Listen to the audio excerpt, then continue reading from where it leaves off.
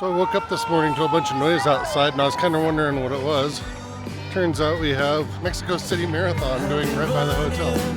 I've been running like a fool. Open my I always wish I could say I was a marathon person, but I'm more of a let's just walk around town person. Nice thing about that though is it means that the streets are completely clean and free to walk around without cars or motorcycles or trucks or anything. Just walk right down the street. Kind of nice. then I run back to you, just like the running people do.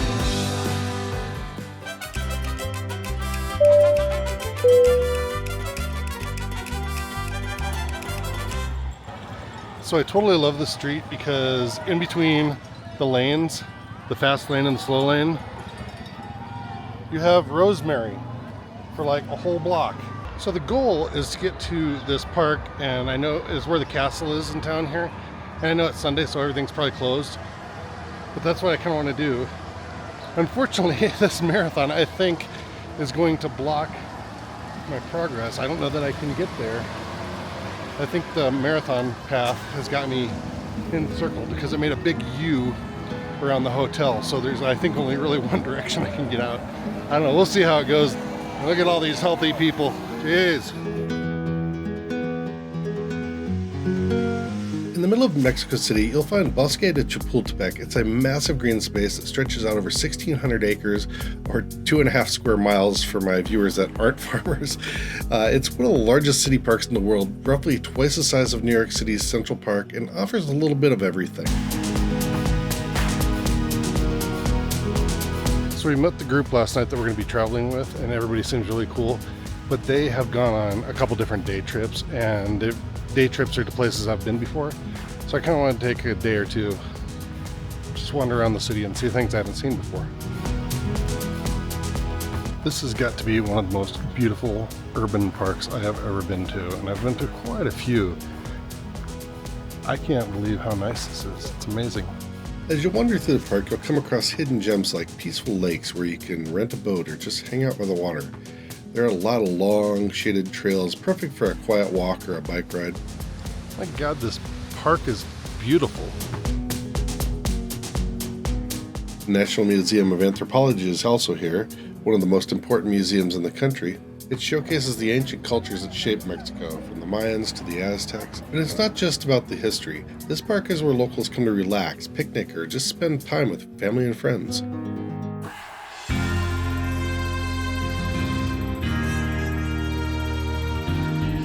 Chapultapec Castle is perched up on a hill with incredible views of the city. It has played a huge role in Mexican history, from emperors to revolutions, and now it's a museum packed with artifacts and stories.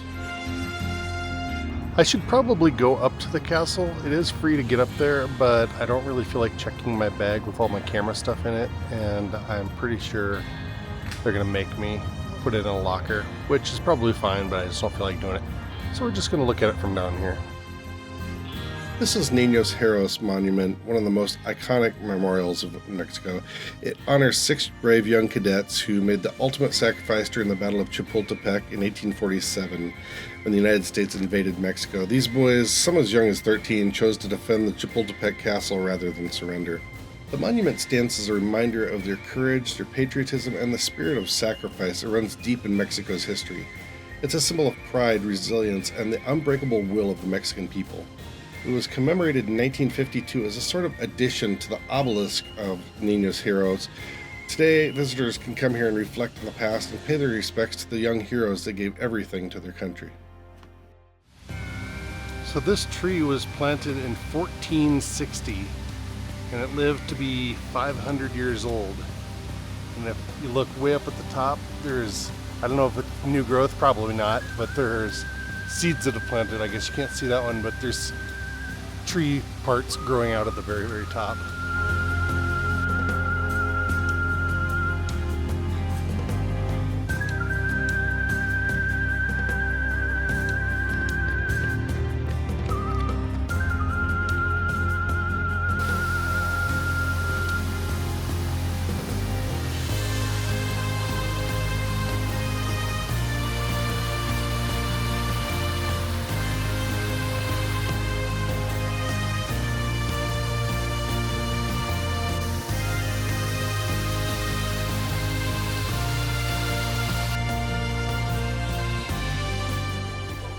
On the weekends, this place is full of people doing everything from flying kites, street performers, entertaining crowds, food stalls offering everything from ice cream to tacos.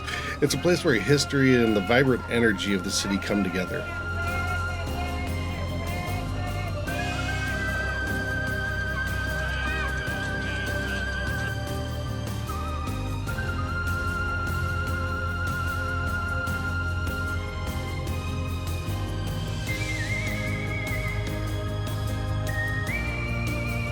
I know I'm showing my age, but does anybody remember clackers? I think they're illegal in the United States now. I don't know.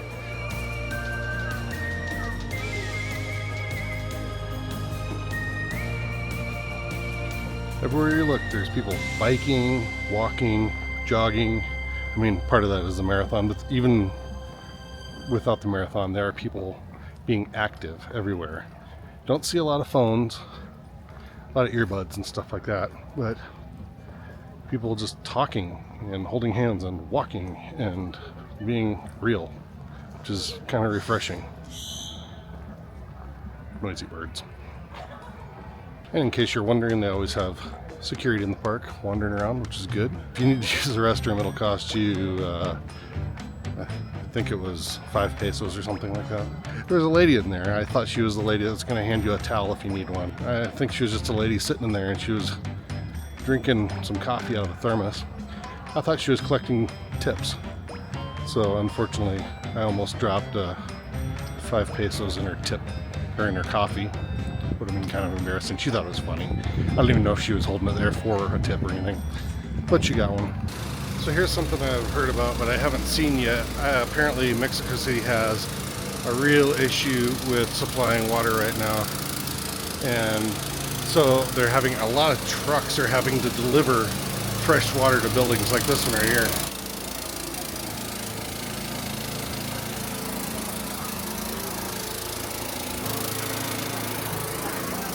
So I found a churro and chocolate place, and they had sandwiches, but I think it's the wrong time of day, so I'm not going to get a sandwich, but I am going to get the churro. And first of all, I must say I'm not overly high on sweets, so I'm going to get a churro and then a chocolate francais. So I think that's kind of a vanilla flavored chocolate drink. I'm not really sure exactly what I'm getting, but that's as close as I could figure out from the menu. But I think this is really good. Plus, I need to get a USB cable, and the guy down the street that was selling them didn't have change for the bill I had, so I figured I'll break the bill here, and then I'll go get my cable. It all works out. Check out the link to this churro. It was a lot more than I thought, but it should be good.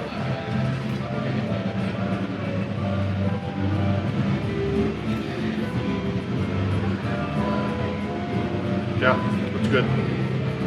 It'd be better if it weren't really hot out. Actually, it's not that hot, but it'd be better in like the fall or something. But that's coming up.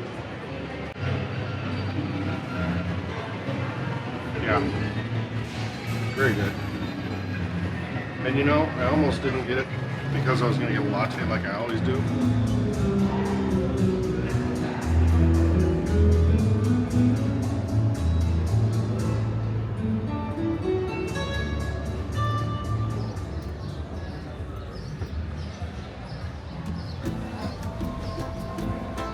I'm going to stay there for like 2 days, and then I'm going to just relax and check out the city, kind of like I did here. Probably a little more relaxing and less like just less, you know, wandering around so much. But and then you're flying back to the States. Yeah. Later in the evening, everybody regrouped and we went out for dinner. We tried this taco place here, and tacos were a little bit smaller, but they were no less filling by any means. This place was just rocking. It was loud. It was a little raw, I guess, because you're kind of on the street, but the food was excellent. I had my first Amiga, which I am now addicted to and get as often as I can. And I don't know, I just can't say enough good things about this place. I would eat there daily if I lived nearby.